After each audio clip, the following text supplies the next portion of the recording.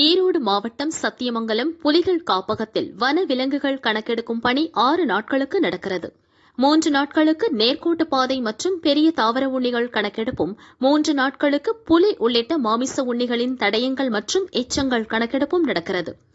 10 வனச்சரகங்களில் குழுக்களாக 150 பேர் இந்த கணக்கெடுப்பில் ஈடுபட்டுள்ளனர். ரேடார், காம்பஸ், ஜிபிஎஸ் போன்ற நவீன உபகரணங்களை கொண்டு இந்த கணக்கெடுப்பு நடக்கிறது. இன்று முதல், அதாவது 20/12/2023 முதல் 25/12/2023 வரை சத்தியமங்கலம் வனச்சரகத்தில் மாமிச உண்ணிகள், இறை உண்ணிகள் மற்றும் அதனுடைய வாழ்விடங்களுடைய கணக்கெடுப்பு பணி இன்று தொடங்கி ஒரு வாரத்திற்கு, அதாவது 25/12 வரைக்கும் நடைபெற்று வருகிறது.